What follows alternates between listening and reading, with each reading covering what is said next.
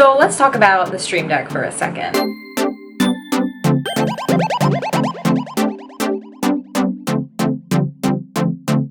I have had my Stream Deck for several years now, but I haven't really put it to good use until very recently.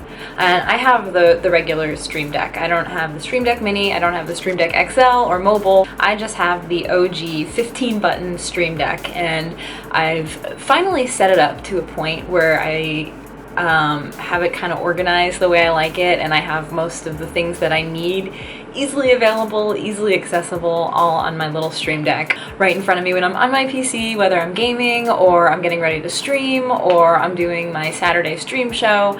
I use it for a lot of these things, and it's just very, very useful. So I kind of wanted to put a little video together giving a little tour of my Stream Deck per se. I don't use it for the most advanced of things. There are a lot of people out there who have made YouTube videos that have a lot more advanced tutorials and guides on how to really put your Stream Deck to really good use and to, you know, put it to its fullest potential. Mine's kind of more of like basic use, but for what I need and the things that I need to do on my PC, it really does the trick. So let's get right into it. I'll open up my Stream Deck software and let's take a little tour of what's on Mismatched Tech's Stream Deck. Alrighty, boys and girls, so let's go ahead and check out what I have on my Stream Deck software here. This is using the Elgato Stream Deck software. I only have one profile. This is it, my default profile. I haven't, went and made a bunch of different Stream Deck profiles, but this is the main panel, what I look at every time I look down at my Stream Deck. This is the home page, as you would call it. The icon pack that I am using, it is called Neon Icon Set, or something like that. It's a free profile. I downloaded it online. I will include a link in the description below if you want to download this icon set. It's really pretty. It's got a lot of pretty colors, and a lot of the stuff that I use is already in all of these icons. So that's the icon pack I'm using. So at the top here, I have all my different folders, and we'll get through these folders a little bit later. But this is, what I like to consider a lot of the main programs that I use. So that's why I have them on my front panels for easy access, so I can immediately get to all of these programs.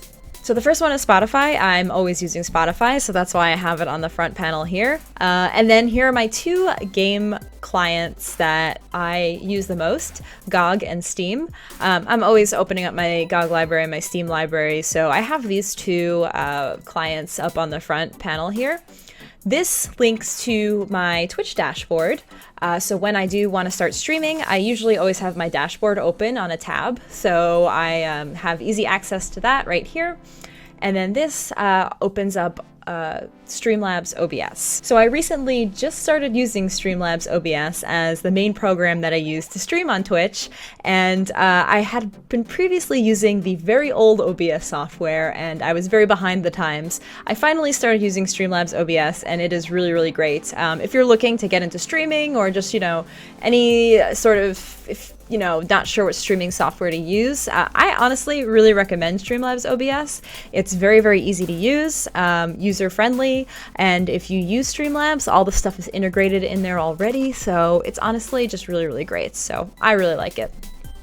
Down at the bottom here is where I can toggle my microphone, and yes, it is the right one. I didn't have it as the right device earlier, so yay! This is my, just to toggle between mute and Can you hear me? Oh, let me make sure I actually didn't. Yeah, no, we're good. Okay. And then this right here, this is actually a really neat feature that I downloaded for my Stream Deck. It's like a custom feature that you have to download externally, but I often find myself switching between my speakers, my external speakers, and my USB headset.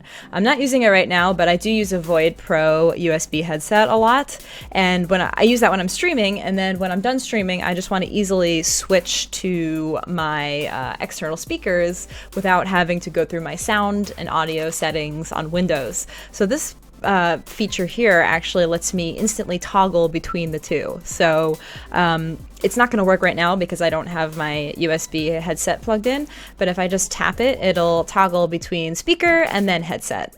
So this is what those two icons are for. And then over here I have my Giazzo screenshot capturing software. I do use Giazzo. I know a lot of people just use like clipping tool or something like that. I just happen to use Giazzo, and this also is Giazzo GIF. So if I want to capture GIF, I can use that way. And then here is all of my Keylight programs and features. So we can go ahead and open this up.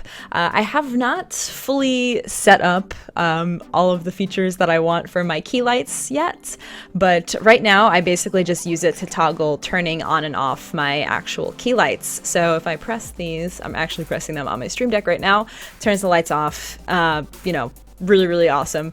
But you can also really adjust any settings that you want. If I want to make a preset that will turn the brightness up to 100%, I can do that if I want.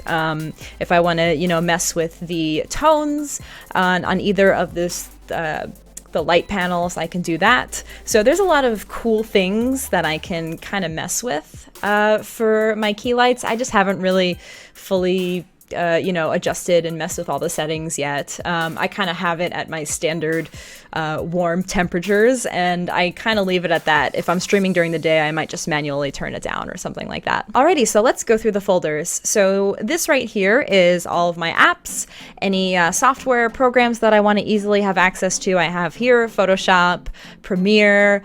This opens up the Elgato game capture software. This opens up Stream Deck software, this software right here. This opens up Uplay and Origin. These are my lesser used game clients, so I have them in this folder just because I don't really need like instant access to them.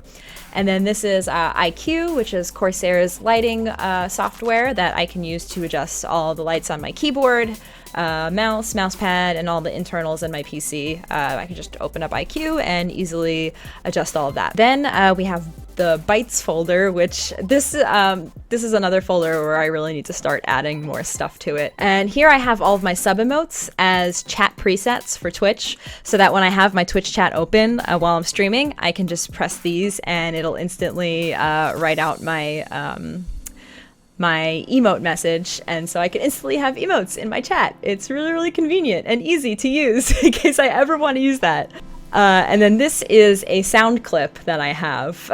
I really want to start adding more sound clips, by the way, but here's just a really fun one that in case I ever want to play on my stream. Do it. Hold on, can you guys hear it? I gotta turn it up. Do it.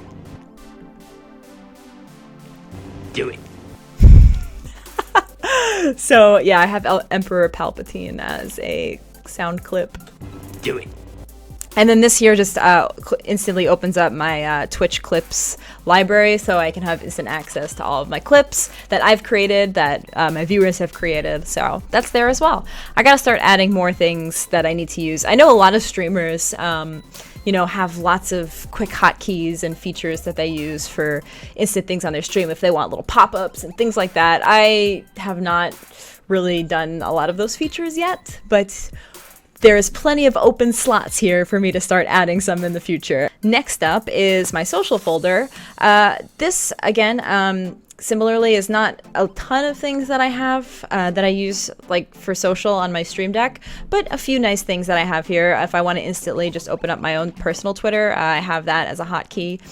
For if I do want to tweet when I'm live, I can do that, which I really like this because when I don't like to just have a generic, hey, I'm live, twitch.tv/MissMagitech. With this, I can actually add an attachment to an image to go with that, because I usually do like to have an image or something. I don't just include a link to my stream, I like an image asset also. This allows me to change my Twitter name to live if I want to. I have not started using this feature yet, but maybe I will one day. So when you are browsing through Twitter, you might see live Tracy as my name, and it gives people more of a reason to see that I'm live and join up on my Twitch channel. This just opens up my Discord.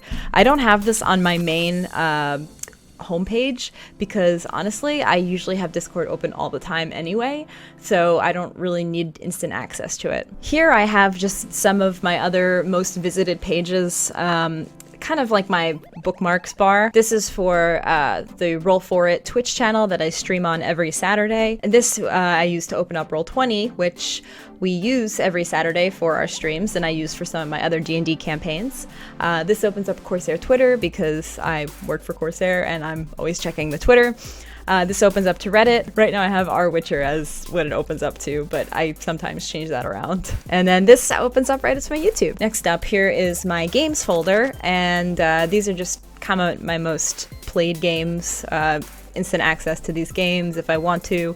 Gwent, Witcher, Stardew Valley, Civ 6, etc., etc. Pretty straightforward. These are just kind of my quote-unquote more played games, so I have them in this folder here. And then finally, here is all of the stream integrations that I have for my Stream Deck, all of the different profiles, scene switching, everything like that I need for when I am streaming.